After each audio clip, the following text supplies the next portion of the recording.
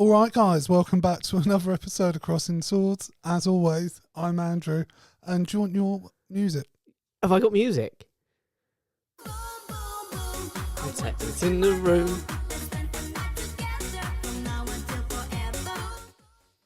You know, that's all you can have. Yeah, copyright reasons and stuff. I did have a different song than literally while you were defecating before recording. I was like, that popped into my head. It's a tune. Yeah, I wanted really the bit that Van Gogh boys are back in town. My favourite thing about that tune is that Mateta's found some form, so we can actually sing it at Palace. I mean, he sort of has. Look, He had some Palace form. haven't found any form this season, but that aside, I'm back. You are back. Welcome back. Thanks. I like the song. I like I do. Yeah. What was the other choice? It was Rambling Man. Okay. Yeah. I feel like I went for the right No. choice. Oh, now. listen, either's good. Yeah, I'm happy with either. yeah. But yeah, appreciate it. What would you like as your intro music when you've come back from a lengthy trip? Oh, I don't know. I'm quite humble, so it's very difficult to choose. What about like Rocket Man? Yeah. It's quite long, though, isn't it? Not Rocket Man. No, but I wouldn't have the whole song. Stairway to Heaven.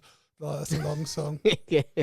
Some full, like, prog rock, 12.5 minute. Is that what people should go for at their funerals, do you think? What's The Stairway to Heaven? longest song. Well, I know that's a good song, Yeah. but like the longest one possible to just to stretch eke it out. as long as possible to piss everyone off. Maybe. Because you would be sat there during the guitar solo of Stairway to Heaven. You going, would. No, you would. This is a bit self-indulgent. You'd be crying at the start, and then He's you not kind even of, then you here. kind of be like, all right, taxi's booked. Yeah.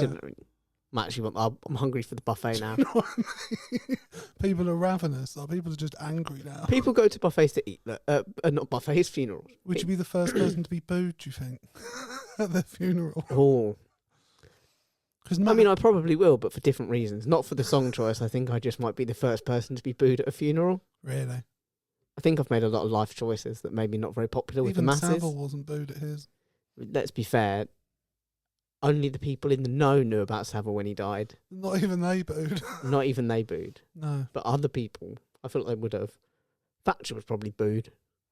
Yeah, I mean, there's actually a Twitter account called Thatcher Updates, and just every morning at 9 o'clock says still dead.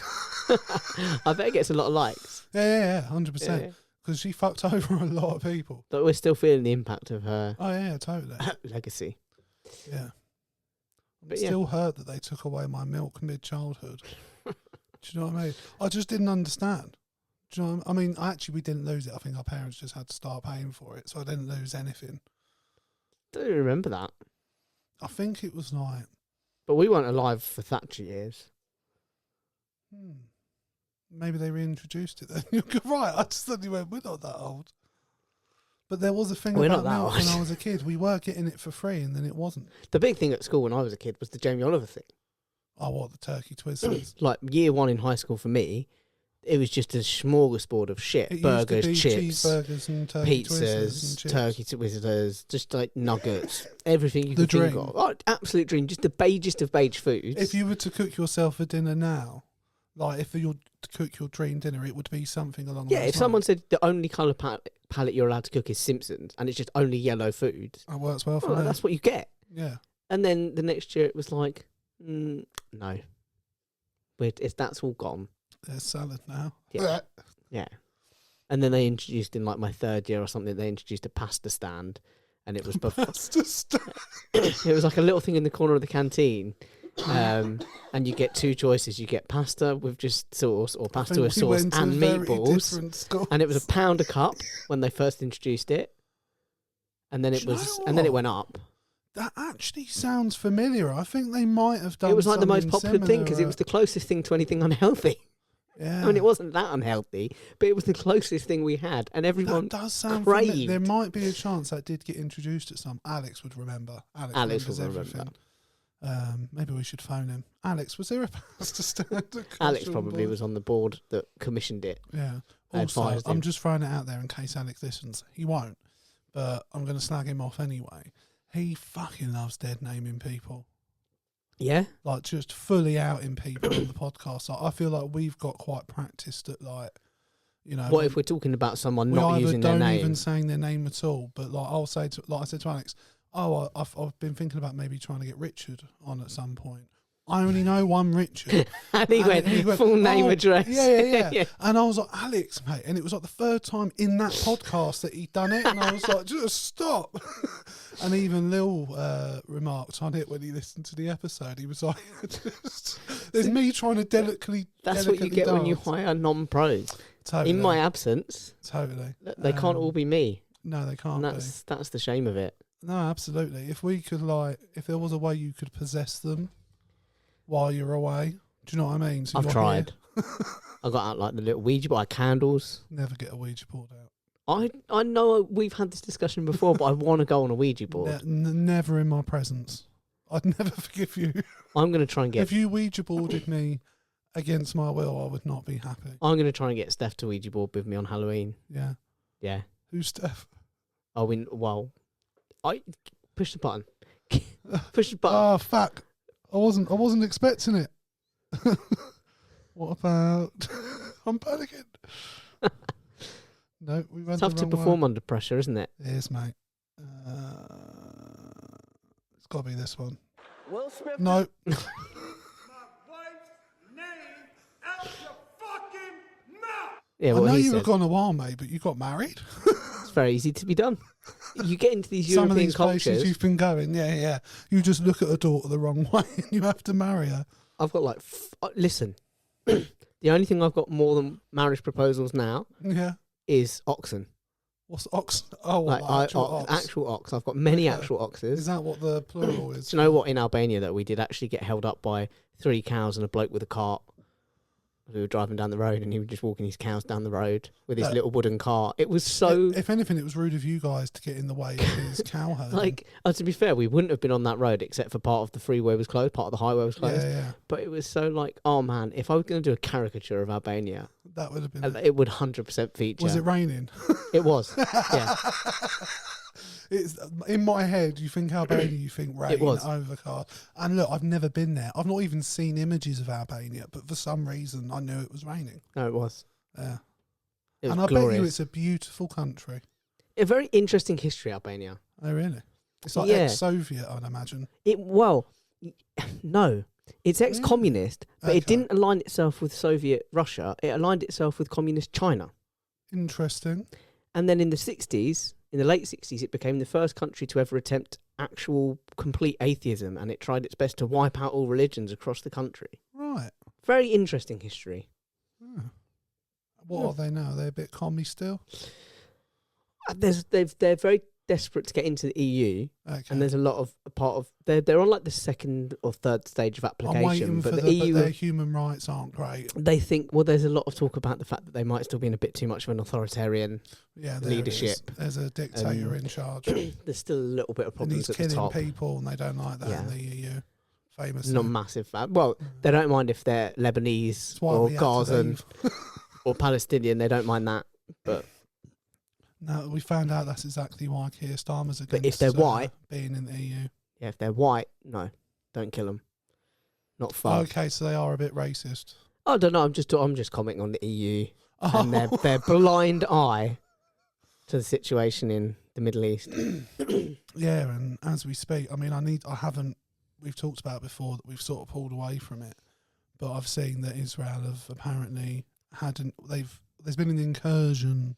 They're launching a ground invasion on Lebanon. Yeah. And they talk about, I was listening to, they did a news report on it in the car when I was on the way over, in the little 1-minute news thing they do. And I got so, genuinely, not so, but I got a little bit angry and upset because they said, in the conflict between Israel and Hezbollah. And it's like, no, but it's not a conflict between Israel and Hezbollah. When you're bombing Beirut and you're going after a really built-up capital city, and you're bombing the middle of this heavily populated civilian area, that's not just a conflict between you and a small political group or terrorist organisation, however you want to label it. Yeah. That's between you and the people of Lebanon. You are now attacking the people of Lebanon. But I mean, it's the same rhetoric that's been used about attacking Gaza, hasn't it? They've been fighting Hamas. They've not been invading Palestine. And the West have been the media in the West have been very clear about the language that they use. They don't want to use the word invasion. They don't want to use the word. Part of that mixed into that is our lack of action or willingness to help. Yeah, and the fact we're funding. word it that way, because otherwise we need to have an honest And we're conversation selling them about arms, what we're actually doing. It's why there's been like a little bit of coverage about the fact we've stopped some of the licenses to Israel, but literally some, because we can't actually have an honest conversation about the blood we have on our hands. And it's not just about the Israel situation, like in history and everything. We don't. No, we've we don't. talked about this privately, that they just. Well, I think we touched upon it on the pod when there was the riots over the statues and stuff. Yeah, and that's like, true. we don't acknowledge the bad stuff in British history. Yeah, like, I think it makes Winston Churchill more interesting, to me at least, the complexity of it. To find out the fact he was a bit of a white supremacist, but also, you know, beat Hitler and stood against that. So like, there's. It also, I found whenever I bring up the topic with people, it makes people really uncomfortable, British people, because it's so deeply ingrained how great we are. And I think it's the thing that Trump's playing on in America and his support is built on. It's this idea that you cannot be critical of something and still support it. It's like, I still support Britain. I still love the country. I still love the people. I still love this. But I can be critical of it. Yeah. Because we're doing some really questionable shit. Yeah. And historically, we've done some really questionable shit. But there's this group of people, and unfortunately I think it's a very large group of people, and it might even be the majority of people, where if you question it, if you challenge it and go, well, it's not perfect, you are basically to them saying, you know, you're shit and I hate this place. I think part of the problem is people don't want what they would assume is this implied guilt with those, like, if you're talking about the past actions or even our involvement in Israel. But me, you, or anyone else living in our country has any responsibility for the culpability the government has in the actions in Israel. That's on them. It's not on us. But if you turn a blind eye to it and refuse to acknowledge it because that just makes you feel more comfortable, that isn't okay. And that goes for anything or any, like, if, like, for me, you have to be honest about what your actual intentions are. Like, we've talked about the debate about, like, should we give back the shit we've taken from around the world during our days of empire, where we would just go places and be like, oh yeah, cool, there's some statues, we like those, we'll have those. And like, or in some cases, even more racist, we're going, there's some statues, we better save those from the savage locals that will destroy them, the uncultured swines that don't know what they're doing with them. Yeah. But yes, please, sorry. But no, totally. But I've been, at least I'm honest enough when I say, no, I don't want us to do that. It's coming from a really based, selfish place, selfish, nationalistic idea of like, but that's all we've got. And like that, it sort of is. And again, that's the conversation we don't have, that if you take away, that's why they don't want that nationalism taken away, and why I think it's on the rise, because the more we have less and less, people don't want to look at why we have less and less, because it leads to very difficult conversations about, like, how much influence do we actually have on these things? We don't. We have very, very little. The only actual power any of us have is as a collective, as a group, as a society. That's the only way you can actually affect changes, if you physically go out together and go, no, this isn't good enough anymore. But we don't do that, far less than any other country. Like, even the French, they famously roll over as soon as they meet aggression. But when it comes to their rights and the things they believe in, they're quite happy to fuck up their city and demand it be changed. Yeah, they know how to protest. We've said it before, but they do. Yeah. Power to the people, man. Can you tell I've been doing a union course? And because that was the thing, like, I remember sitting there, and it sounds ridiculous, but when you are just a cog in a machine, like in a big company, and you're just one of the workers, like I am at the moment, and even when I was a manager, I felt the same way. You can feel a bit like powerless within that like you don't actually have anything you can do to sort of protect yourself and things like that, but you absolutely do. But we end up just accepting it. Like, I've even done it in my work, that, for example, you have to legally have a break of 11 hours minimum between shifts, and your company has to abide by that. And I repeatedly, when I started in the company I worked for, had to constantly send that to whatever manager I had, because they would forever put me on like a late to early shift. And then one of the managers came back at me and said, actually, Morrison's policy is 8 hours. And I ended up just accepting it because I couldn't be bothered to have an argument. But really, you want to go, no, but legally, Yeah, and then I'm in the course, and he's like, no, it doesn't matter what Morrison's policy is. I've just named the company, but it doesn't matter what their policy is.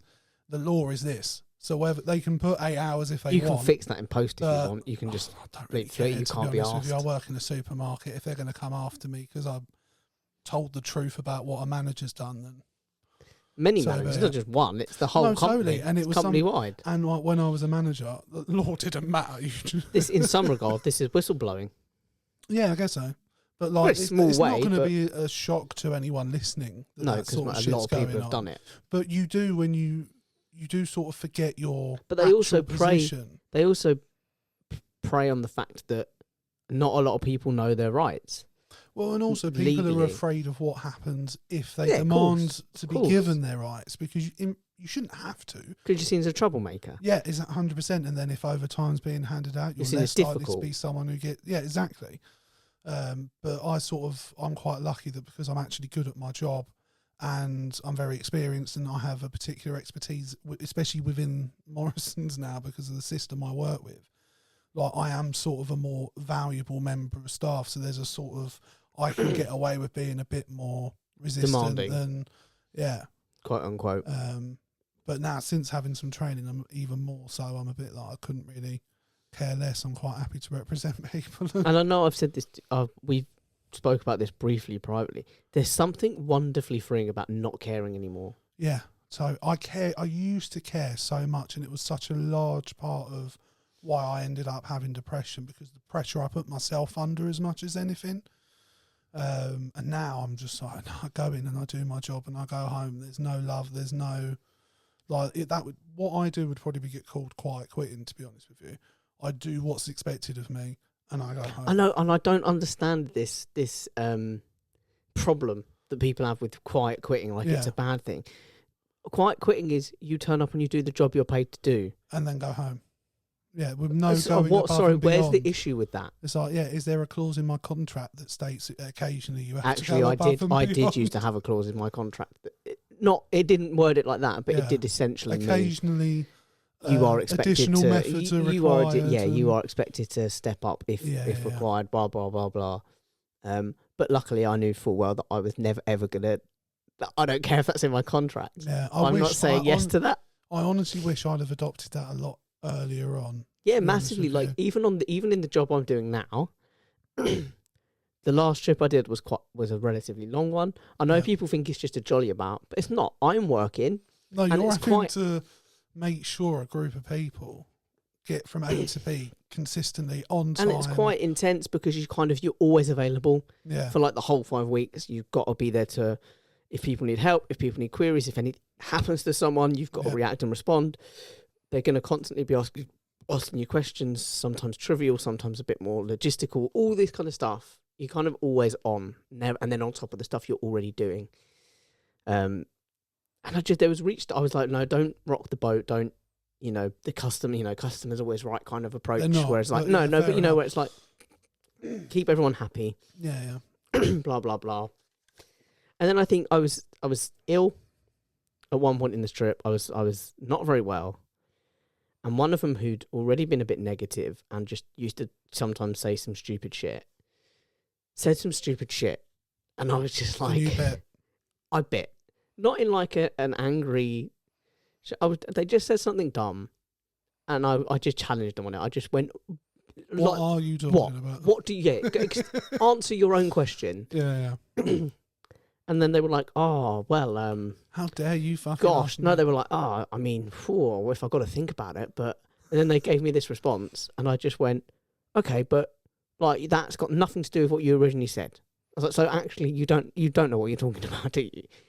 And it was so... It was just an awkward silence. It was so freeing to suddenly have that lifted and be like, I'm not just going to stand here and go along with this shit. To be like, no, someone says... How did they take that, though?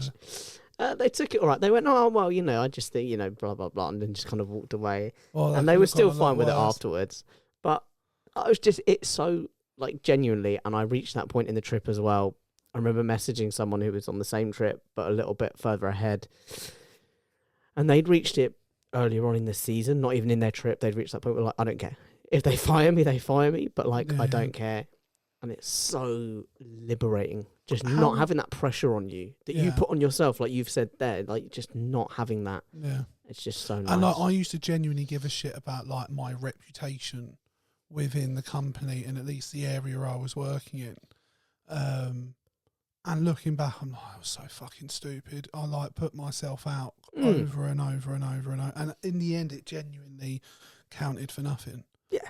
And like, look, I don't think that'll always be the case for all people in all areas, because obviously it's not the case. People do work hard and they succeed, but also sometimes it doesn't work.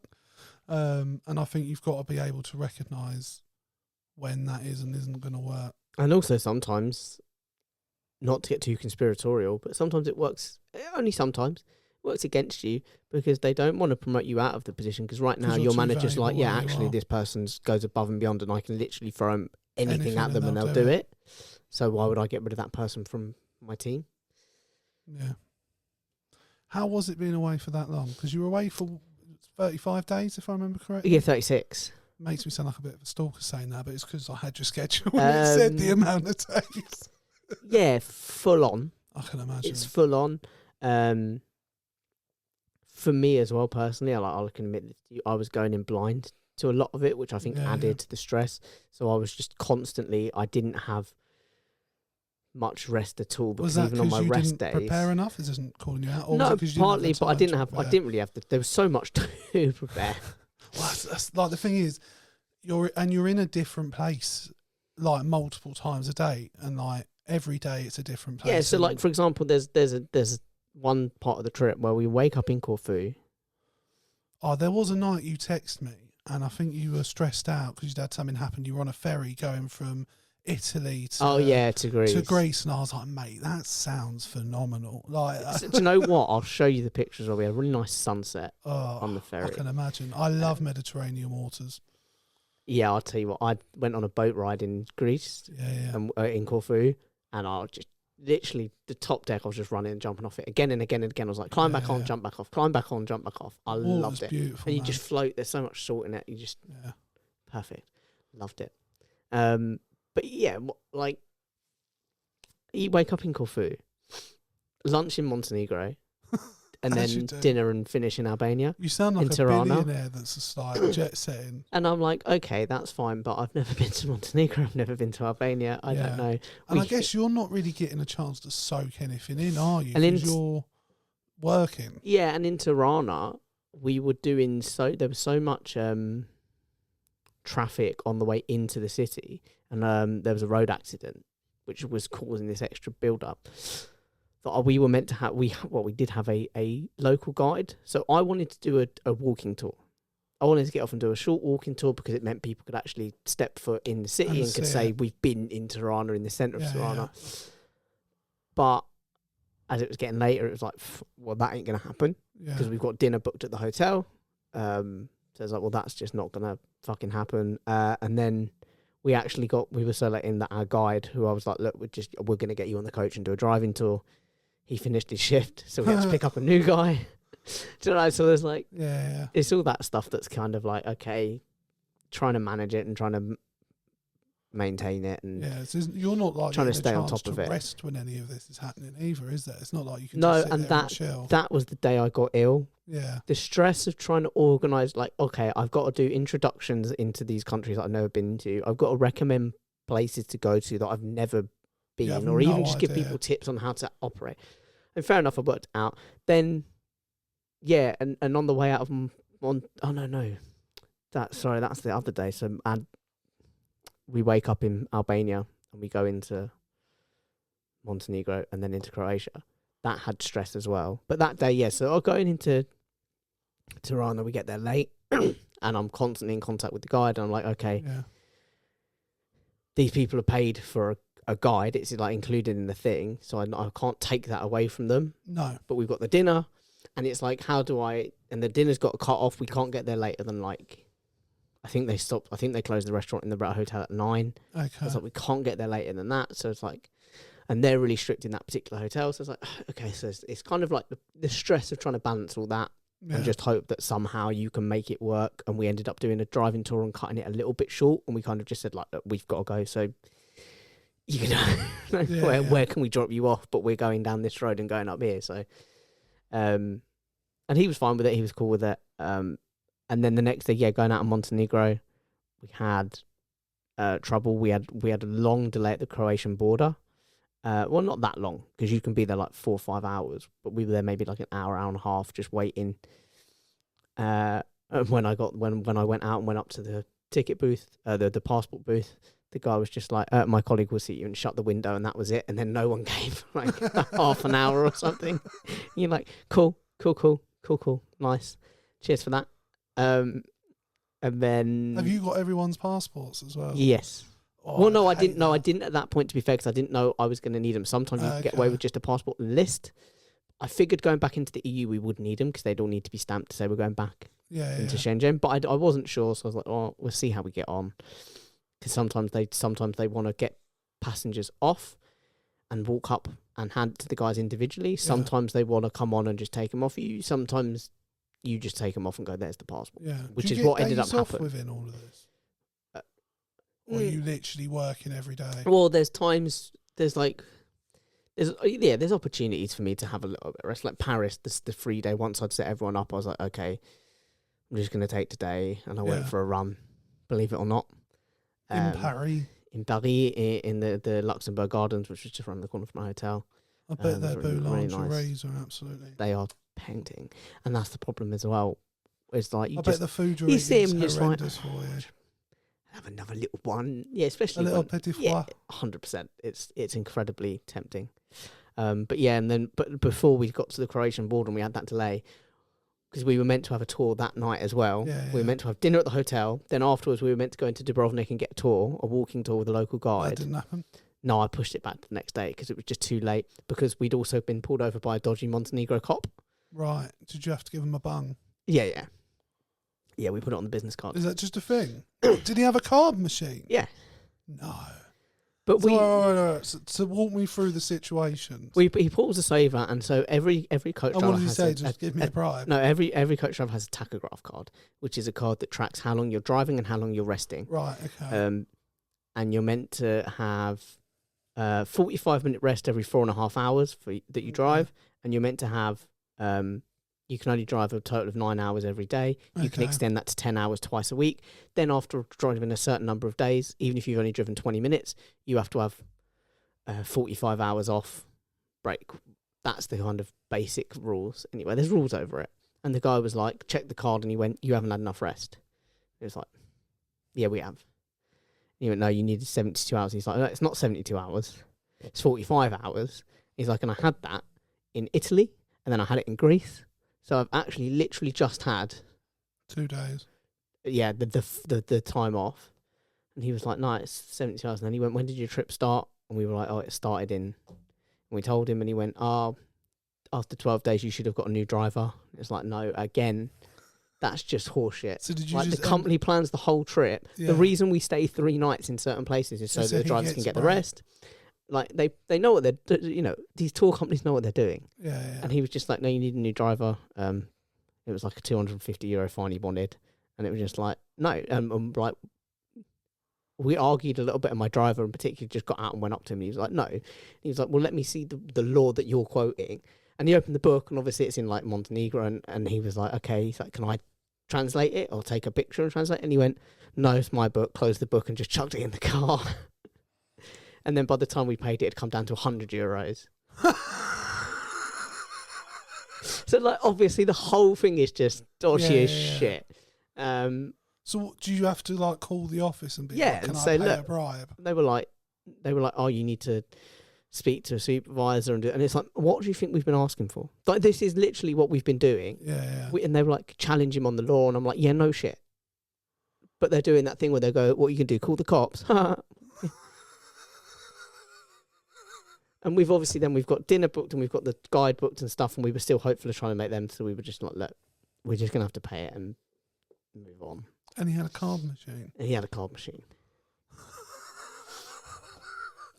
Do you know what? I borderline respect it. Do you know what? Mate, I haven't got any cash there. Oh, that's fine. As we were putting it away, I was kind of saying to the passengers, I was like, look, you couldn't come through the Balkans without having a dodgy experience. I was like, you just don't imagine it though, do you? I was like, nowadays? you've all now had an authentic Balkan experience. I'll tell you what, we dislike our police, and that they deserve a lot of criticism. They do deserve a lot of criticism. But we don't have shit like that that I know of, that I've heard of. I've never heard of a story like that in this country. No. Where a policeman will be like, look, I'll look the other way if you drop me 100. Do you know what I mean?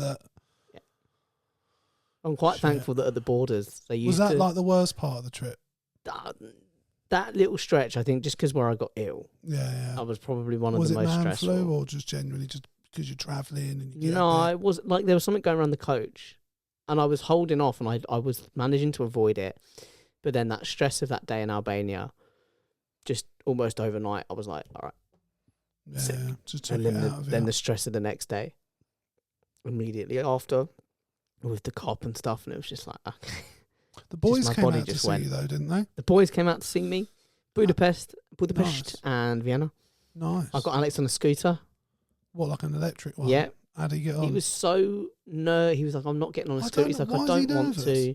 He's like, I don't want to. They don't, they don't. I can't remember what he was saying. I'm not going to put words in his mouth, but he really didn't want to. He was being a little bitch, basically. And then when I got him on it, woof, he was off. Ash, even at one point, he was like, fucking hell, you drive faster on that than you do in your car. And he was like, when are we doing it? Are we doing them again in Vienna? I can't imagine Ash on one, though. He was like, we're doing them again in Vienna. Do you know what really annoyed me, though? It was as we were driving down the back roads of Budapest back to their hotel. And that sounds like an album name if ever I've heard one. And one of the like reps or whatever came out from one of the titty bars and was like, you boys fancy? It's like, no, I'm driving at like 20 kilometres an hour. I'm like, I'm on a fucking scooter. Clearly I'm going somewhere. I'm just going to pull over for some... I bet you weren't. You guys were literally just driving round. No, we were going back to the hotel. Okay. We were going back to the hotel and we were just driving along and she was like, hey, you boys want to come in? It's like, no, clearly I'm going somewhere. No, I don't want to come in. That's the most posh and British I've heard you say. No. I know I sounded really... No. As I said it, I was like, I've pronounced most of the letters there. Good heavens, gosh, no. How dare you insinuate that's what the do we sort look of establishment I'd be seen in? Please. I wouldn't be caught dead. I pay those women to come to my hotel. There's no Welsh women there. I don't go to them. No, but to be fair, that most of them are dodgy anyway, so I wouldn't go in one. No. You can couldn't pay me to go into one. What do you mean by dodgy? Or at best, there'll be an entrance fee, there'll be a minimum charge you have to spend in the bar, and then they'll if you pay for a private lap dance, you're getting half a song. They'll cut it short kind of thing, and you're like, yeah, all right, bullshit. And there's nothing you can do about it. Yeah. At worst, you'll get in there and they'll go, I know. A friend... Does Steph know how you know this? A friend knows this. And at worst... I just don't like strip clubs, if I'm being honest. Worst, you'll get in there and they'll literally just hand you a great big bill and go, if you've got to pay this bill, if you don't pay it, we're calling the police. Shit. They get in particularly groups of single lads. That's what they do. They get them in and when they I'm go. Next in Budapest, I'm staying far away from the titty bars. Which I know that's difficult for you. I know your instinct is to go in. I genuinely don't like them. They're not fun. I find them so awkward. And they're too business. I know it sounds ridiculous. They're too pushy. The first time we went in one, I don't know what I expected, but I wasn't expecting them all to just be in their underwear, and people will probably laugh at that. I'm laughing at it. But I thought they'd be in like sexy outfits, yeah. But I didn't know they'd all just be in their underwear. Yeah, that's how innocent I was. Very. And then I just didn't. You just don't know where. I don't know. It sounds again ridiculous. People are going to laugh at me. I didn't know where to look. But it's also they come up and they're just like, And I was worried if you look, they're going to be like, look at my eyes. My eyes are up here. They're like, listen, if someone's coming in, they're doing all this. No, they're not going to make you go. That's slut look shaming. up here. How fucking dare! I'm not slut shaming. What I'm saying is, if they're doing this, with their tits out and you are not allowed to look at them. If they're doing this, they're not going to demand you look in their eyes. I bet you they will nowadays with the woke strippers that are out there. Bloody woke leftist strip clubs. They've ruined everything. The left. Too many podcasts. That's what I blame. And don't dare say to them you want a stripper without a penis. For the love of God. That's the bloody underground transgender mafia. Just chopping dicks off. That's a real thing, apparently, by the way. Is there? According to Liz Truss. Yeah, well, look, if we're going by what Liz Truss thinks... I'll tell you what, everyone who bought a ticket to her thing at the top conference, Do you know something? they got value for money. I commented on Joe Politics did a video of like her best bits at the conference. And like, first off, why the Conservatives want her there, I don't understand. If you're trying to portray, look, we've changed. We're serious now. We're serious. Having Liz Truss as one of the keynote speakers is not giving off that energy. Because no one else would do it. Well, the thing is, I was like, even Boris isn't like that. He's their poster She was boy, the only but- XPM that was there. Yeah, and the shit she was coming at, but I commented on the video because I was like, you can tell how much it hurts her. Like, she's genuinely rattled by what happened to her because she won't shut her mouth or take her ball and go home. Do you know what I mean? She quids in, she'll still make shitloads of money because she was Prime Minister. There'll be jobs and speaking engagements. She'll be quids in, she's sorted for life. But she can't let go of it, can she? No, but did you hear one of the things she said was that she thinks the Tories would have done better at the general election if she'd have been in charge? Of course. Look, mate, the problem is, if you're... we know that's what she thinks. Do you know what I mean? Like, And when they asked her, that's where the underground at no moment has she ever said she's made a mistake. Do you know what I mean? Like, she is left off and the that's scale. where Everyone was just against me. That's where the underground transgender mafia comes into it, because when they asked whose fault was it that things didn't go to plan, that's who she blamed. She said the underground transgender mafia. Yeah. And listen, don't get me wrong. She said they're hard bastards. She said the woke media, Jay. Oh, the woke media. And I was like, but the thing is, like, she was one of the first people to blame podcasts. Let's not forget that. It's true. We took her down, mate. We Look, played a big role. I'll be honest.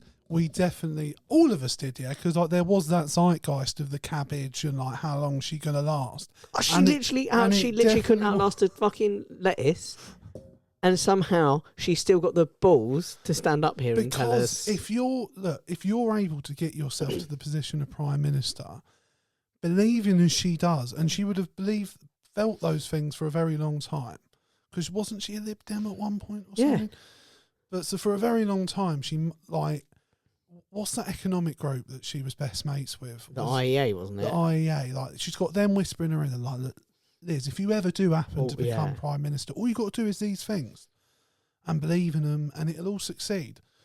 And she's got to PM unbelievably. Like, she's ended up in number 10, and she's gone, well, look, all I've ever been told is all along, if I go and do this when I'm in charge, the country's sorted. I go down in history. I'm better than Winston Churchill. That's what's going on in that woman's head. She's like, I'm the number one. And then when Briton. it's not worked, she's like, too many lefties. Or too like, many woke people. Because if you're someone like her who clearly hasn't failed a lot until then, like she's somehow... She fails upwards. If she has, it's only got better afterwards. She's like... And like, even now, she's richer now than she was when she did it. So in her head, she's like, well, everything must... like. The economy worked out fine for me. It can't make sense to her why it went wrong. No, it really can't. Do you know what I mean? And like, it doesn't make her right, but I can understand. Fucking hell, it doesn't make her right. Understatement of the year. It doesn't shock me that she thinks the things she does because, well, yeah. Look, don't get me wrong. We should all be wary of podcasts. Oh yeah, totally. 100%. Like dangerous bastards. Yeah. Okay. The underground mafia. No, sorry. The underground transgender mafia. Yeah. Don't fuck with them. By the way, don't fuck with them. Sounds like a great party. Sounds like a really good punk album. Yeah. Or a punk band. Or they make a good punk band. But they have to all be transgender. Amanda being called the underground transgender mafia and none of you being trans. It would be better, I think. I really don't think they'd agree. Oh, it would go down well. But your publicity would suffer. I think we'd be seen up there with J.K. Rowling. I think we'd have to go a long way to be seen up there with J.K. Rowling. I've never written a book. I think founding a band called the Transgender Underground Mafia or whatever it is, and none of us being trans would be... Thanks for taking that hit for the team. We'll draw straws. It'll be fine. Oh, wait, which one of us is? Yeah. Fair enough. Look, I need my penis too much. Well, that implies that I don't. I also need your penis. Well, then we can sacrifice yours. Let's not get hasty. Let's not get carried away here. So where did you start and where did you finish? What? With your trip. Is that what we're going back to, the trip? Talking about segues. London and London. I hope that's excited you enough. The thing is, you're not wrong. are you? You're not wrong, No. actually. Fair enough. Well, we'll move on. London to Paris and then Amsterdam to London. No, but you went to a lot of places in between. I went to a lot How of many places in countries between. did you... I think 17, 18, something like that. Wow. I don't think I've been to that many countries total. I think you probably have. I don't think I I have. don't know. Oh, yeah, no, I don't know, actually. I could probably... I've been Wales. Does this country count? Yeah, I'm Been counting it. to England. Scotland. I've not been to Ireland, either of them. I've been to France. I've not been to Germany. No, I've been through Germany on a train. Count it. Been Switzerland, Greece, Cyprus. Is that its own Yes. country? Spain, Turkey. I think that might be it. Yeah, I think that's it. I've not been to Holland. So yeah, I think that's my lot. I think I've done about 10. There might be others. We did a few. Yeah. But yeah, most of my holidays were always like around the Med. A couple of them were literally like lunch stops. Like we did lunch stop in Andorra, Yeah, lunch yeah. stop in Montenegro. Whenever I hear Andorra, I think Africa. It's very not Africa. It's very not. But you hear Andorra and it sounds African. I was quite pleased with myself in Andorra. Why? They don't speak a 'Cause word of You knew English. it wasn't in Africa. I was, yeah, knew that. Nailed that one. Yeah. Welcome to Africa, everyone, I said. Another continent. Mate, I'd be so good at your job. And I managed to get by and order some lunch with a little bit of Spanish. I Right. was quite pleased with myself. Why are they Spanish? Well, it's like Spanish-French territory, so Where or is historically. Andorra? 'Cause It's in clearly the I don't- Pyrenees, so it's literally on the border between Spain and France. So Okay, so that sort of- line that runs, that mountain line that runs down the middle between the Iberian Peninsula with Spain and Portugal and then Yeah. mainland Europe and France, it's literally buried right there. Right, okay. And it's its own nation. It's its own nation. Impressive. So yeah, but it's got two heads of state. So one of the heads of state is the French president. So Right. it used to be a count, So it's a bit like us And then it was having passed- Wales, isn't it? and then it was passed from that particular that line of noblemen up to the king, and then from the king it got passed down to the president when France became a republic for the fucking umpteenth time. And then, but on the Spanish side, it was owned by the bishop, so it's a religious head of state, and it's never changed hands. So it's still the bishop of that particular area is still the other head of state. So technically, anytime anything gets officially signed off, has It's to be the signed off bishop. by both of them, the head president of France and the bishop of Verkel or whatever the Basically fucking the same as nation what is. we've got going on. It's just a head of state, isn't it? But it's two. That's it, it's two heads of state. But yeah, anyway, it's that's neither here nor there. But like it's literally just on the border between France and Spain. Yeah. So I just managed to get by ordering in Spanish, and I was like, I'm proud of you. nailed it. You owe a dead person an apology, Jake. I do. And look, I didn't know they were dead when I entered them. Okay, that was not my intention. No, do you know what? That's actually quite relevant to the news at the moment. Is it? Yeah. Why? Giselle Pellicot, I think is her name. I don't know. I'm probably butchering that pronunciation. But the French woman in Avignon in France. Oh, yeah. And one of the men is trying to claim, I just thought she was dead. Do you know why he's trying to claim it, though? Because in my mind, I'm like, that's worse. Morally, you've got to understand that's worse, right? Just thought she was dead. Because in France, there's actually the law for necrophilia is like really actually Mama not like that. Mama like that. the law for necrophilia is actually not that strong. What, So in the France punishment for necrophilia is less than rape. is less than, yeah. So they're trying to basically claim that. Well, yeah, we're not going to dig into that. No, I don't know enough about the French law, but that's No, but That's from what I've been the reading. conversation about which one's worse.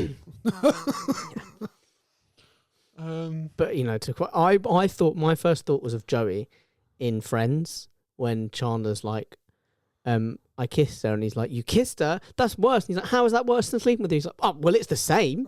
That's what, like in my head, I was like that. It's like I thought she was dead. It's like, well, that's worse. And it's like, what? How is that worse? Well, it's the same. Like, it's not good. They're both bad. It's not good. They're both They're both really bad. bad. Yeah. But she's a queen, by the way. She's an absolute she's queen. clearly very brave to put her name out there and to own her story. And so that all the other men get named and shamed as well. Yeah.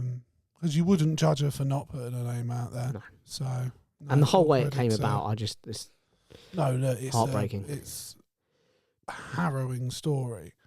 And like, the husband should never see the light of day again. No. But no, like, I hope she gets the justice And support. she deserves. Yeah, totally. But you have a dead person. Apology. Is it Dame Maggie? It is Dame Maggie. Because I text you to be like, I think I was. Rippers, Yeah, okay. and you were like, Yeah. I mean, like, look, it's sad someone's died, but otherwise, you might as well just gone bothered. Do you know what I mean? Yeah. That was the general sentiment. I think I was on my way back from the trip, so I was quite tired. And I think it's because I was tired that I probably couldn't think of anything. And I still can't think of many things that Maggie Smith's been in that I've seen. I tell you what, the best thing I ever saw her in was a really old film. It's actually black and white, and it's called Hot Millions. Okay. And it was a film with a famous old actor called Peter Ustinov. Yeah. And The famous storyteller. Yeah, and it was a comedy, and they were a married couple. She was his secretary at work, and he met her there, and they ended up getting married. And he's a con man, and he conned his way into the job that he met her in. And it was because they had this supercomputer that took up like a whole room. And if he could break into the supercomputer and get the information it had, he could make shitloads of money on the markets. And the whole film is him trying to get access to this machine, and he ends up getting access to the machine because he finds out the cleaner has found a way. If she just bangs on this spot, it opens it up, and she heats her tea up on it. And he spends so much time scamming all this money, and he's married to Maggie Smith, who was an absolute Babe. She was a babe. Oh, mate, fit. And he gets so he leaves money in all of his clothes and things like that, and she finds it written. The dry cleaners will phone her and be like, that we found money again, and she finds it really embarrassing. And cut a long story short, he gets caught being a con man, and they're like, you stole something like 1.3 million from us or something like that. And she's like, what if we just gave you the money back? And he's like, well, I don't fucking have it, like, I've spent it. And she's like, no, but we've got that. And he's like, what do you mean? She's like, well, I kept finding all that cash lying around, so I invested it in businesses, and actually we've made loads of money and we can afford to pay it back. And he's like, so I went through all of that, and just you at the weekends We're making millions. were making millions. And that was like the final punchline of the film. And it was, I fell in love with her in that. And then obviously she's in Downton Abbey. Spoilers. Like, no one's going on No, watching yeah. Hot Millions, are they? No, she's like, she's won awards and things for films. She was one of the last of a dying breed. It feels almost of like that old school of British actors. But I will say there's a few, like, it's watching, not necessarily her in interviews, although she's good in interviews. Oh, because she doesn't give a shit. It's that clip that came up recently before she passed away with her and Judi Dench. Which one? And there's like a few of them, older ladies of that kind of breed, Yeah. and they sit at the table, and Maggie Smith's just like, well, there's no point us going for roles because Yes, you always fucking get them. And she's like, no, I don't. And she's the other like, woman well, was like, yeah, absolutely. We get told, well, we can maybe get you over there, and you might get a cameo if Maggie doesn't get around. Or Not Judy, Maggie, if Judy doesn't get around on it. Yeah. That there's the story that Ian McKellen tells Yeah. at the Oscars when he was up for Gandalf, and he wore his lucky I can't remember what the name he gives it, but it was like a neck piece. And she said to him, well, what's that? And he went, oh, it's my so-and-so. And she went, well, what are you wearing it? And he went, oh, it brings me luck. It's a very sentimental, lucky piece. And then he said, and we went away, and 3 or 4 hours passed, whatever. And he says, I'll see her afterwards. And the first thing she did is she looked at me and she went, didn't work, did it? And then there's a story that Kenneth Williams tells where it was like, you're going way back now. And they went into Fortnum & Mason's to buy her a bra. She wanted a really specific brand of bra. And the woman came over and was like, oh, yes, madam, we've got that bra. That'll be 7 guineas. And she just went, 7 guineas? It'd be cheaper to cut me tits off. And I was like, do you know what? Full respect. No, a lot of love. A lot of love. You can tell in her interview she didn't give a shit about any of the fame or anything like that. She really hated being famous. She used to live in a small village, if I remember correctly, near a nunnery, very low profile, not interested in the limelight whatsoever, just believed in the art form of performing and nailing it. And she talks about how there's an interview of her where she talks about how it was really raw, not really raw, but she talks about how she used to just really enjoy like just going to theatres or galleries and stuff. Yeah. And she's like, I can't do that now because I'm always stopped. And then, but then there's also the one where she's like, the young child came up to her and said, "Were you really a cat in the films?" And she was like, right, she couldn't go along with it. Just before she'd even managed to process what he'd asked, she was like, I heard a voice and it was my voice and it's going, get a hold of yourself. Yeah, and like I reckon she probably had the same attitude towards the whole Harry Potter fandom that Miriam Margolyes has. Oh, I love Miriam. But she had the good sense to just keep it behind closed doors. Yeah, but you wouldn't be surprised to find out she thought, oh, absolutely, they need to grow up. Like she said, she never watched a single episode of Downton Abbey. She couldn't believe they hadn't killed her off. She saw it by the end. It just didn't make sense why I was still alive. Like other people have been and gone, and the oldest person in the family is still hanging absolutely fine. 100%. Yeah, she seemed very down to earth. You repented. You admitted your mistake. You appreciate the brilliance that was the great Dame Maggie Smith. I do, and there's no better way to pay tribute to her than the way we do here at Crossing Swords. In nomine Patris et Filii et Spiritus Sancti. Can I sneak an extra rippers in this week? Please. For Chris Christopherson. Oh, do you know what? When I saw that pop up earlier, I was like, I bet you Jake mentions Chris Christopherson. Yeah, a country singer. I wouldn't know him if you smacked me in the face with him. No, but there's a couple of things that he did that I thought were really particularly go for it fun. So otherwise, I might. There's a clip of there's a clip a few years ago, like the Rippers Hall. You going back a bit? So Johnny Cash, him, Willie Nelson, and another country singer on a talk show, and they start talking about America, and they're like, "We love America, but there are a lot of problems with it. Not everyone lives equally," and they're talking about all these problems with various issues, and it was really very nice and honest. But then even more so was he's been quoted as he did a gig for Palestine years ago, you know, because this isn't a new issue. This didn't start on October 7th. And he said, I kind of got blacklisted a bit from events after that. He said, I didn't really get invited to play anywhere, or, you know, the offers stopped coming in. It's almost like you can't speak out against. And he said, but if that's the price I've got to pay, then that's the price I'll pay. He said, you can't support human rights unless you're going to support all of human rights. Big win. And then also he supports Sinead O'Connor. So, you know, when Sinead O'Connor spoke out about the church, and she ripped up the picture of the Pope on Saturday Night Live, they did a benefit gig together not long afterwards, and she got booed. And he released a song about her a couple of months after that supported her. But immediately afterwards, he went on the stage and he said to her, he just literally just grabbed her and said, "Don't let the bastards get you down," and just kind of went, "You're right. Yeah. You know that. Keep speaking your truth." He's just an all-round good guy. And then there was another one where another country singer said something to the effect of like they were going on a gig, and he went, "Listen, Chris," he said, "none of that lefty shit tonight." And he went, "The fuck did you say?" He was like, "What?" He went, "Listen," he said, "I don't make it political." He said, "Life is political. That's just the way the shit fucking rolls. Life is politics." And then he said to this bloke, and I just quite like this quote, and it wasn't his, it was another country singer's, but he said, "That bloke does to country singing what Pantyhose did to finger fucking." I just quite like that. Right, he's in. Do you want me to do the thing? Yes, please. Chris Christopherson. Yep. He should have had an easier name. I'd have got that changed. In nomine Patris et Filii et Spiritus Sancti. I'm not going to lie, he was on the border until I heard the finger in line, and then I was like, nah, okay, you can come He's in. cool. Yeah, we're fine. No, I'm joking. Like, he sounds like, from what you've just said, like he's just a stand-up guy, principled. Yeah, that's what we like. And look, country's not bad. Some of it's shit, some of it's good. There's a country song that's literally just become, like, got the record for the most weeks spent at the top of the chart. Country's the biggest genre now. It's Shabuzi's Tipsy song. I've probably heard it. You may It's have. probably all over TikTok. I've heard it because, like, young people like listening to that thing, and I listen to it as a result.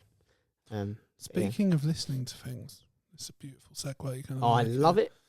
You mentioned to me a couple of weeks ago, and I've been saving it as a subject. Linkin Park have a new lead singer. I forgot about that. I thought you might have. Yep, standard me. But Emily Armstrong. Yeah. They've chosen a lady. Yeah. What do you think? I'm always a fan of... I don't mind bands continuing on if a member has passed away, particularly in the circumstances in which Chester Bennington did.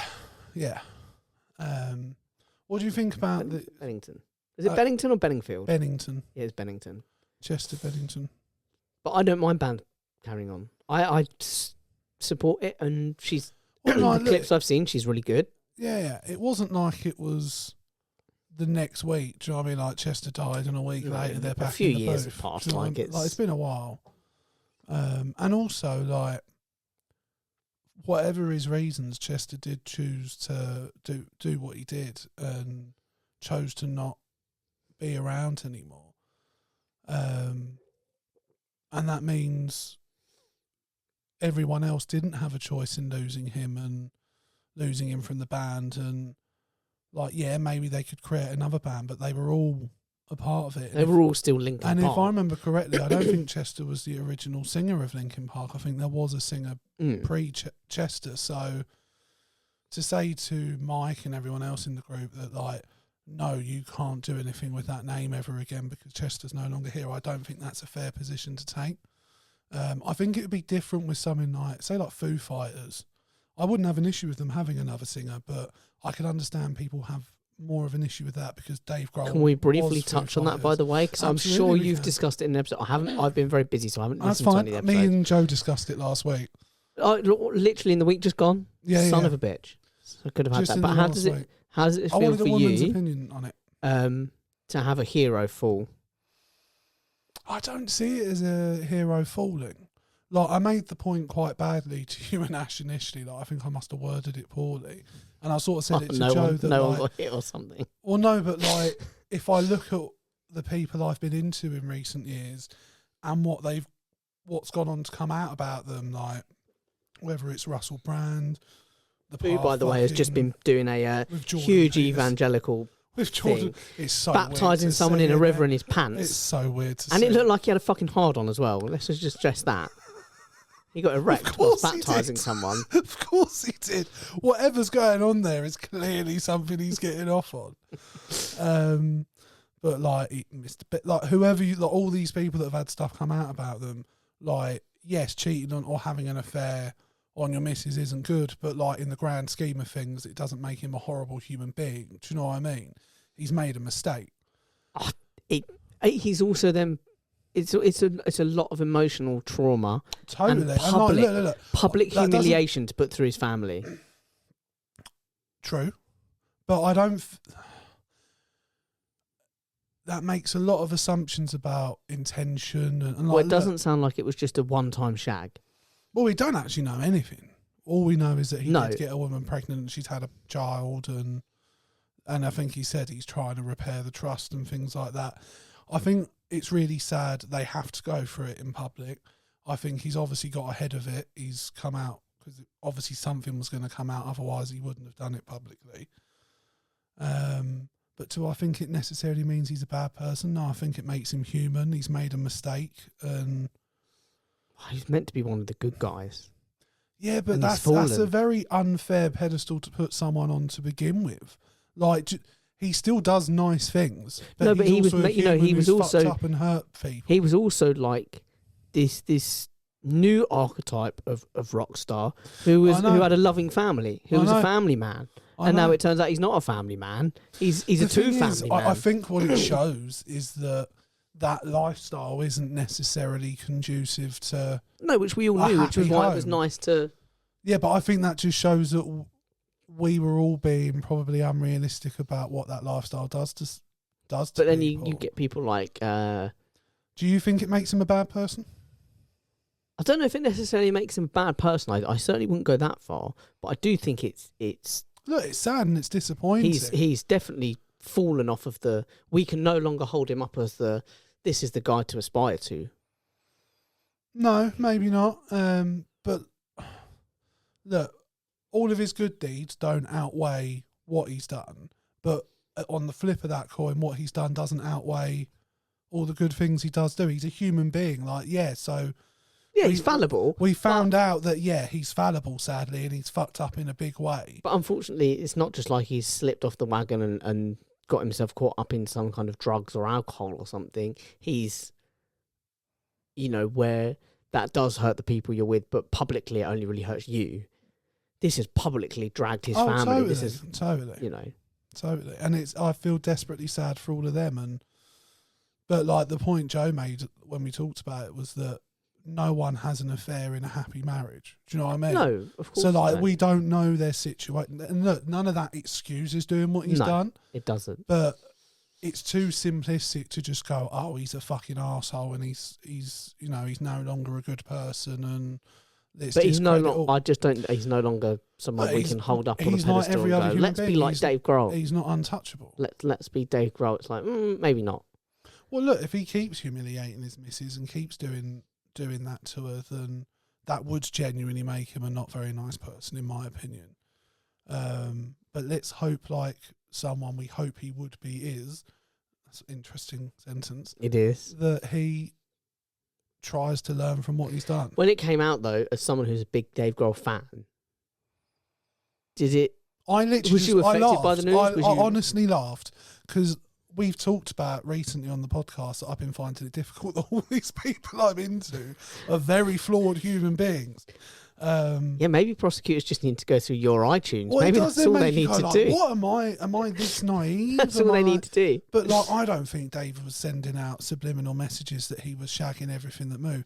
Like, honestly, I laughed because of course he's done something. Do you know what I mean? Like, it was like something was going to come out. Do you know?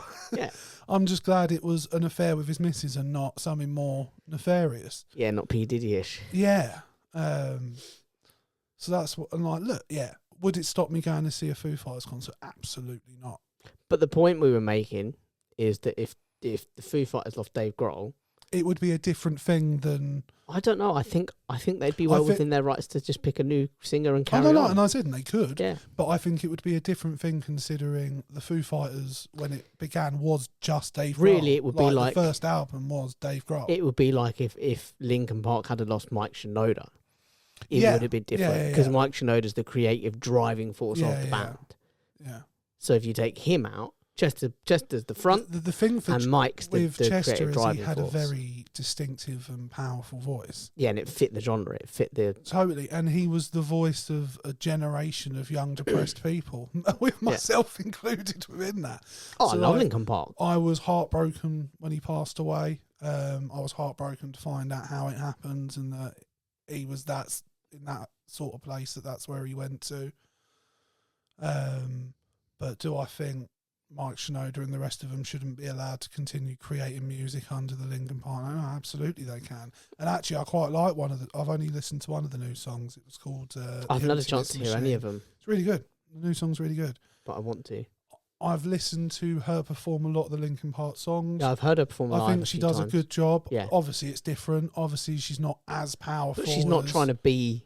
No, that would have been the problem. I think they've done the right thing. I think if they'd have just got someone and then tried to find someone with the closest sounding voice, just so they could kind of slot in and carry on as they were. They wanted someone that could fit with the genre of the music they perform. Yeah, but if they'd have just replacing, or even attempting to, because I don't think there probably are many male singers out there that could replicate his voice, and even if they did, it would be weird to try. It's like and with Queen touring with Adam Lambert. Yeah. It's like theatrically, Adam Lambert's very on par with Freddie Mercury. Yeah, they got a showman, but in terms of acoustically, he doesn't no sound. one sounds like Freddie Mercury, do they? So it would. That's the thing. Like, if you've got a distinctive frontman or front person nowadays, I suppose like a front bloody person, woke lefties, fucking lefties.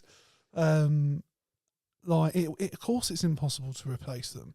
So like, I can understand why. I don't understand why people. Because apparently one of Chester's sons even is insulted by the fact they've replaced Chester. But I don't think they have replaced him. In a true sense. I mean, I think... Yeah. Well, they've chosen a new... They found a way to carry on without him. Yeah. And I've listened to Mike Shinoda since, be interviewed about it, And he was like, look, we had loads of different people in that we know, that we wanted to get to know and just fuck around with them and perform and see how it felt. And he said the second we heard Emily sing while we were practicing, we were like, it sounds like Linkin Park. Do you know what I mean? So they were like, we just knew it felt right and we wanted to start making music again. Are there any bands out there that you could think of? Have you heard about her though? Like, what's going on with her? No, what? She's a Scientologist. Is she? Allegedly. Shut the front she door. was born into a Scientologist okay, family. but she's not necessarily still. Well, of she's the been faith. she's been at events, but she doesn't ever talk about it publicly. And there was something else I can't remember, but like there's stuff Now I'm about her intrigued. that's not. Now I'm That's intrigued. not potentially great. Love it. But she's never publicly. No, why would you? No, It's there a was career killer. There was something about someone had been done for something, and she went to the initial like hearing to witness it, and people took that as like an implicit backing of The person. the person who'd done something wrong. And she's come out since and said, after hearing all the stuff against them, I just want to make it clear I wasn't backing them. I was there to like see what's going on, basically. But yeah, so like there was that little bit of controversy. I mean, to be around fair, Tom Cruise is the most famous Scientologist in the world. How often do you hear him talk about it? Well, no. Well, they've had to pull it back because of the way it's perceived, and do you know what I mean? It's always been perceived weirdly, man. Yeah, well, it It's is weird. weird. It's a weird bunch. It is a weird. If anyone really interested to find out what it's like, there's a Joe Rogan episode with, is it Leanna Rhymes or something? Oh like yeah, that? yeah. Leah Remini. Leah Remini, who from left the Scientology. yeah, and she grew up in it. She grew up in it, Yeah, and she put a lot and of has been money hounded into ever it, since. and- She's yeah, because it's David.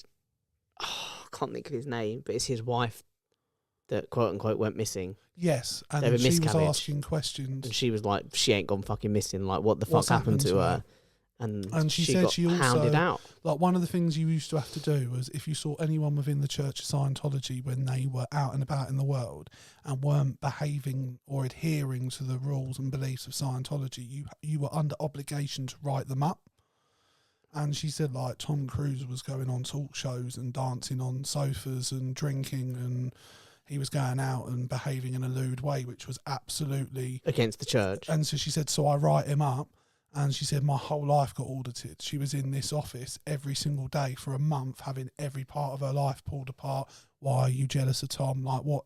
And she said, like, she ended up having to write a statement saying she was just jealous of Tom Cruise, that she apologised profusely for accusing him of these things. I've seen a few interviews with her, and she's they're But fantastically interesting. Listen to the Joe Rogan episode, I would recommend. And also the Lude Through documentary is really good, Oh, I'll have to watch that. because they end up, he's trying to film them, and then they send someone to film him, Yeah. and it's just this like, why are you filming us? Why are you filming us? We're just filming, naturally filming, and they'd like try and intimidate him and Yeah, stuff, yeah. and he was just like, They're this is a man very, who's very been round the weird block. bunch. Like, I love John Travolta, and then you find out he's a Scientologist. Oh, come on, John. But it's like Louis Theroux has been round the block. He's not that bothered by Scientology. No, he's been into some of the most dangerous prisons and shit, hasn't he? So Yeah, I mean, he spent a weekend with like neo-Nazis. Mm. Yeah. This is not a man who's going to be that intimidated by No. Scientology and their efforts. Do you know one of the things I wanted to close on, and it's a really important question. Which and makes I me think sort it's of not, but I'm all it's for not, it. It's not. I'm all for it. I briefly mentioned it off podcast, and I think in 4 years, and I could be wrong, we might have discussed it in detail, but I don't think we have. And it's Lord of the Rings. Sure. How do you feel about it? This could be a very short About discussion. Lord of the Rings in general? Yeah, like, do you like it? You a fan? Yeah, I recently reread them. God, do you know what? When I thought about talking about it, I was like, I bet you Jake's read the books. Yeah, and The Hobbit. Of course you have. Not done the Silmarillion, though. I'm not asked about that. That's the one the series is based off, isn't it? I don't know. I What, think the so. Rings of Power? Yeah, but I think they've only got access to the rights of like the appendices or something, like a really small Brilliant. section of it, and that's all they're allowed. Brilliant. So like most of the story's not even in it. Brilliant. That's the one that he kind of wrote as like an extended thing, and then he was never that bothered about it, and he died before it was finished. I think his son finished it, and Because apparently he left very strict instructions about what How to the- do with the the estate intellectual should be property, used, yeah. and his family have very much stuck to what he wanted done with it, and that's why Amazon didn't have access to a lot of the stuff they wanted. But yeah, was that just you're asking me about whether I like Lord of the Rings? Lord of the Rings? I do. I'll tell you what. As a kid, I struggled with the films. They were very long. For the length. Yeah, because as you know, I have difficulties focusing. Have you watched the extended versions? They're all even longer. No, I have not. Really? So you're not a big... I don't have that. I don't have that in me. I know I don't have that in me. The last one, I think, is about nearly 5 hours. I know I don't have that in me. That's ridiculous. It's putting too much pressure on myself. Damn. I take it I'd you never have. even thought about that. Yeah, I love them. No, when I was younger, I did struggle with them. I'm not going to lie to you. As an adult, I've watched them. I went to the cinema to see all of them with my dad. So did I, and I pretty much got bored and restless and twitched for them. See, and that's nothing against the media. I was a massive scaredy cat when I was a kid, so particularly the first one with like the ring wraiths. And yeah. That all freaked me out. And nothing against the films, because they're really well made films. They're really good films, and as an adult, particularly as someone who's a bit of a cinephile, I can really appreciate how good they are. The music is just phenomenal. But as a kid, I struggled. Yeah. I really struggled to get through them. They're like the shortest one's like 2 and a bit hours or something, and that's a short one. That's a quick one. Because I've not read the books, there's so much of the history of like the characters and like the stories that I don't know, and I've been seeing in videos recently. Like I didn't know how old Gandalf was. Basically, it's a question mark. Yeah, as old as time, essentially. And stuff like that, and you're like, fuck, he built such a great big world. But yeah, I'm a huge fan. Like the music in particular, whenever I watch Lord of the Rings, any of them, the music's phenomenal. Yeah, and it's got some of the best battle speeches of all time, some of the best battles I've ever seen. Yeah, and can we appreciate how well they're lit? Yeah, you can see what's like. You can see what's happening. I rewatched The Two Towers the other day. So you get the Battle of Helm's Deep, which is all at night in the pissing rain, and it's all... And you can see it. You can see every fucking second of it, but it's still dark. Yeah, like, you know it's night. You know you know they're in darkness. Yeah, but I can see what I can see what's fucking happening. Yeah. And yes, quite. I'm not going to be subtle about it. That is a dig at Game of Thrones. Yeah. That is a dig. Honestly, every time I rewatch it, I'm like, I can't. What's happening? There's no point watching that episode because you absolutely can't see anything. You're not going to see anything, no. Like, and then the fact they had the audacity to come and go, it's probably your TV's a shit. I think we talk about this every time we talk about Game of Thrones. But how can you not? The fucking nerve. I've watched so many people be interviewed about it. It's Boris Johnson-esque to try and gaslight me. Into you're too poor to watch Game of Thrones. Yeah, they might as well said you should have had to have seen it in the cinema. Honestly, you know what I mean? The fucking nerve. Because I've watched people be interviewed, like the cast members, and like it basically depends on how good a mate they are with Dave and Dan as to how they speak how about they defend it. Because Natalie Dormer did like a Oxford Union address thing, and they were talking to her about it, and she was very open and honest about that she thought the show was a letdown, but she also defended them in the sense of it's hard to end things. It's hard to end things, particularly when the ending hasn't been written. Yeah. So she was like, I would defend them on that they had to, at least from their perspective, make the best out of a situation like that. But she said, did they do a good job with it at the same time? No. Whereas I've listened to Peter Dinklage be interviewed about it, and he's really good mates with them. So there was no bad words said about it.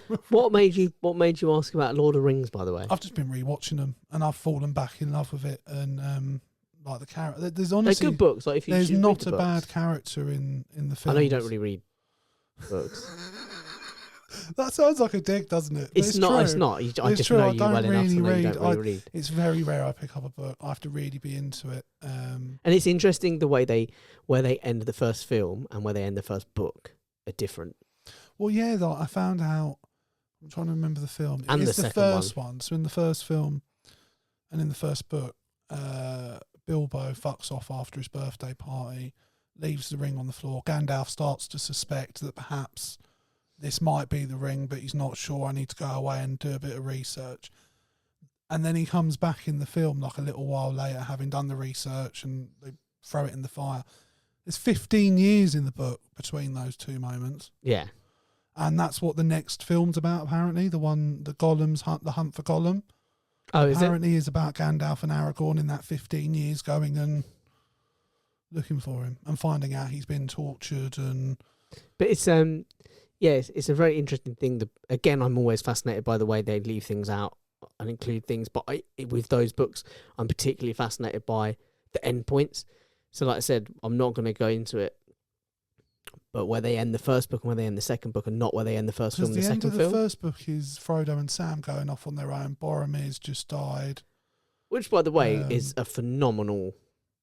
Just visually, it's a phenomenal. Scene. It made me fall in love with Sean Bean. Yeah, like it's done so well, and it's the heroic death. It's the redemption. It's the redemption because he's wanting the ring. He's just fucked up. He's literally just scared Frodo away. Yeah, and then he's like, "Nah, fuck it. I need to protect these guys." And then Aragorn comes along, obviously, and finishes off. But it's like the one arrow. It's like, that ain't gonna stop me, bitch. I'm gonna keep fighting. 2 arrows, 3 arrows, and you're like, no, I'm gonna still fucking. And then he's still on his knees at that point. He's not dead. No. So yeah.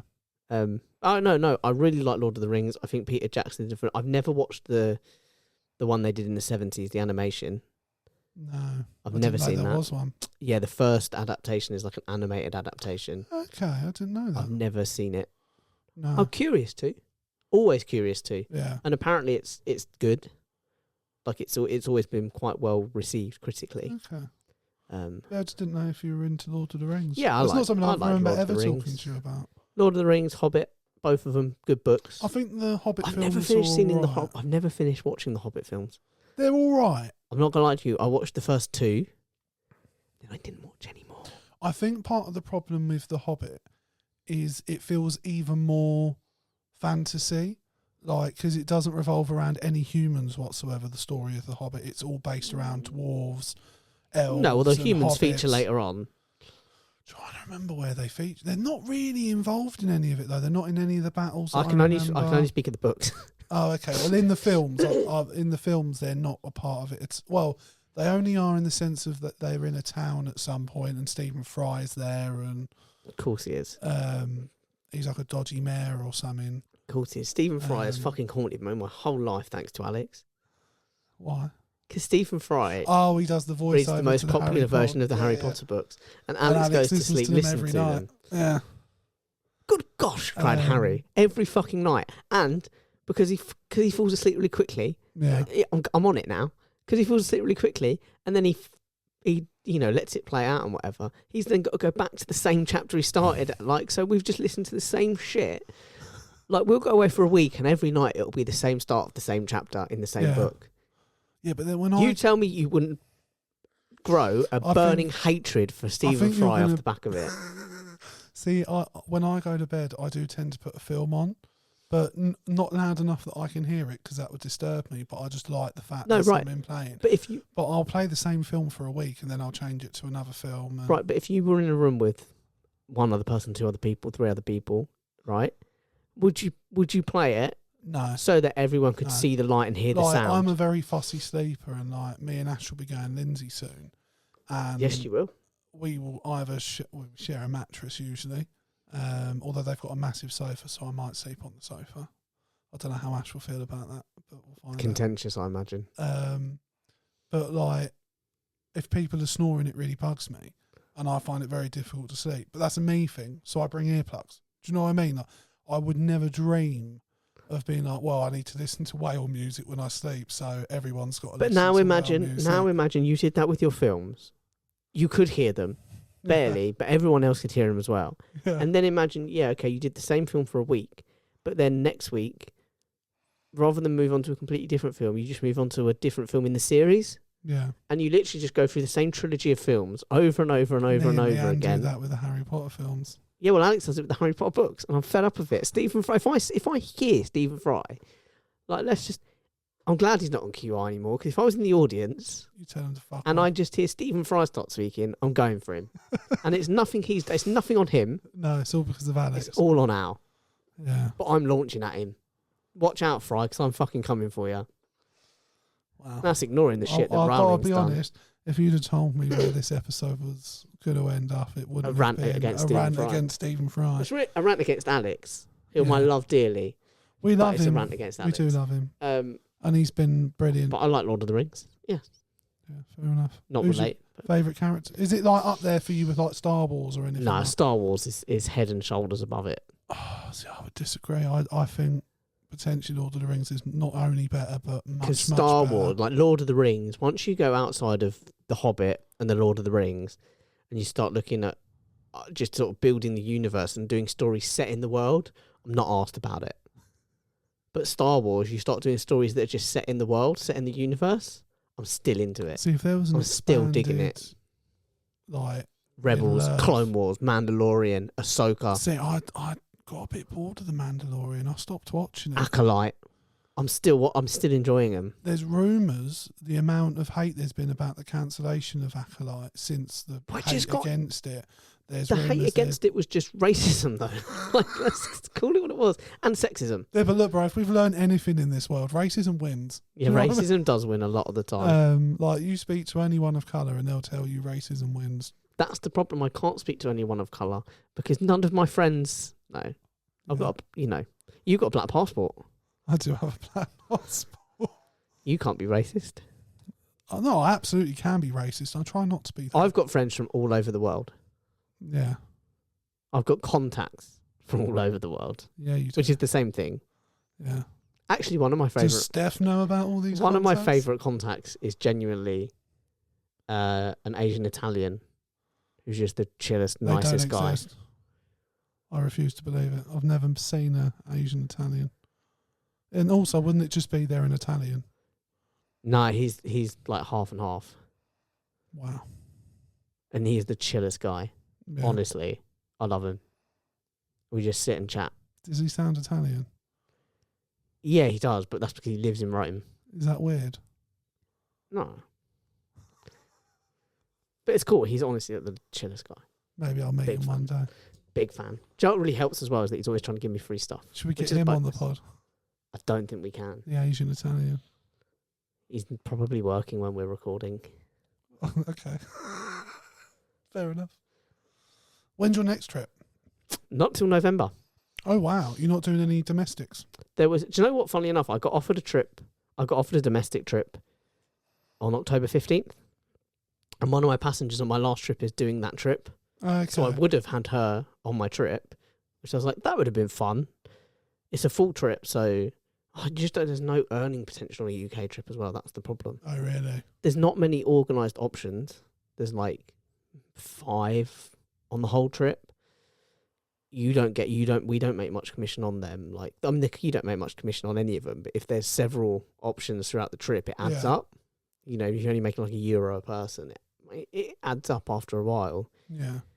But there's no options, and you can't walk in. So and I've said this before, but I don't. I genuinely only sell them if I think they're worth it. Yeah. And I'm quite honest. There's about 2 or 3. That's probably the best way to do it. Yeah, well, there's like 2 or 3 that I genuinely think aren't worth it, and I will be really honest with people and go, I wouldn't do it. Yeah. Don't let me talk you out of it. There's some merit in it, but I wouldn't do it. Yeah. But also, like, in Europe, and I've said it before, but you can walk into a restaurant and say, if I bring groups here, can I eat free? So they won't all necessarily give you like a cut, but they'll give you a free meal and give you a free drink if you bring a group in, because they want to make sure, if I'm going to bring 20, 30 people, and then I'll tell my friends, and it means every week they're getting a group of 20, 30 people coming through, maybe more. Yeah, that's a good thing for business. Yeah. And the price is they let one person out of each one have, or 2 people out of each one have a free meal. All right, fine. You can't do that in the UK. No. Just don't do it. Look at you like you're thick. Well, they're all big businesses usually. There's very few small independent ones. Yeah. And then the ones that they just won't do it. It's just not a practice in the UK. No. Whereas for me, it makes sense. It's a good business move. Well, yeah, and if they do good food, then everyone's a winner. Yeah, there's a couple of restaurants I've been to a restaurant where I eat free. If it was crap, then I've been to a restaurant where I'm not going to name and shame, but I went to a restaurant where I eat free, and it weren't all that. So I've not been back. No, even though I know I'm going to get free food. Well, because the thing is, ultimately, it's a knock against you, isn't it? Especially if you said to the group, like, we're all going to this place, I recommend it, and then it's shit. Like, all right, great, you got a free meal. But for me, it's just such a good business practice to just go, okay, if we give 2 people a free meal every time they come through town, they're going to bring us X amount of people. You'd absolutely take gifts if you were Prime Minister, wouldn't you? Look. I'm not to be bought. But if someone wants to give me things, who am I to say am I going to say no? I'm going to declare it. Come on. I might declare it. You might. It's a lot of paperwork. I just don't know. That's what you have minions for. I get minions. You're a prime minister, of course you have minions. Like actual minions. Or no, but you can dress them up like that. They will be dressed up and they will speak only just not the minions women, because I think you get in more trouble if you have women dressed as minions. Only if they're really revealing minion costumes. Very sexist minion costumes. I bet there is a sexy minion costume. Of course, there's a sexy minion Shall I Google costume. What, right now? Yeah. If you want. I'll just Google it. Sexy minion costume. Sexy I'd minion rather costume. that was on your search engine than mine. Yeah, because I'm not doing it in... You research bomb making, so it's fine. Yeah, I did. Sexy... Minion costume. Oh, I've got a lot of history. No. Sexy old mummers. Yeah, there's sexy minion costume. Show me. You don't have to show the camera. It's sexy-ish. It's not sexy. No, on the right woman. Woman. It's sexy-ish. Yeah. Oh, no, there you go. That's a bit more. Yeah, that's what we're talking about. Sexy minion. I'm suddenly more on board with it. But yeah. Now, having seen it, it's not that I'm bad. all for it. Look, as Prime Minister, I could never... It's not that demeaning. It's actually a little not. bit degrading. It's not that revealing. I thought it would be more revealing. It's a bit misty from Pokemon. It's very misty from Pokemon. Yeah. Which we all know who's my Misty. Is it Misty? No, it's Dave. Is it Dave? It's Dave. It's Dave. It'll always be Dave. We'll always have Bournemouth. Well aware of how you viewed him in that red wig. Yeah. Woke up holding hands. And that, quite frankly, could have been worse. Is the very PC version. That's the family-friendly version of that story. Absolutely. Jake, it's great having you back. It's great to be back. I've missed you. Still lots we can discuss. Oh, absolutely. Like, there's so much we didn't touch on, and that's the problem with such a long trip. That there is so much content. Yeah. Just got to grab it by the balls. Literally, I did that once. Yeah, I like to live my life like the tagline of Dodgeball: "Grab life by the balls." Yeah. Yeah. I enjoy pizza the way Ben Stiller does. So, or Dwight Goodman. I don't have time to talk to my pizza. No, you wouldn't waste just about. Pizza I wouldn't. That pizza's going nowhere near my genitals. Straight in the mouth. And there's no better way to end the podcast than that pizza's going nowhere near. That's definitely going in the cliff. It's making it in the cliff, isn't it? Yeah. That pizza's going nowhere near my genitals. But I think the people will be on side. I think they'll understand me. I think they will too. It's provocative. It gets the people going. Jake, point to the screen. This screen? Guys. Or this screen? You can contact us at Twitter, at Swords Crossing, at Facebook, at Crossing Swords, on Instagram and TikTok at CrossingSwords_podcast, and you can email us at CrossingSwords19@gmail.com. TikTok's popping off, baby. YouTube's popping off. We're getting good views, good numbers. We're getting more likes, more people joining us. It's going to be crushing when that goes back down. Now I'm back. No, I think it just comes down to consistency. I think that's all it is. I think if you upload every week, your chances of growth are much. Don't talk to me about growth. That's just a sore spot. Guys, we'll see you next week. We love you. And I'll be here. And we'll miss you. Bye. He might be here. Probably, maybe. Probably.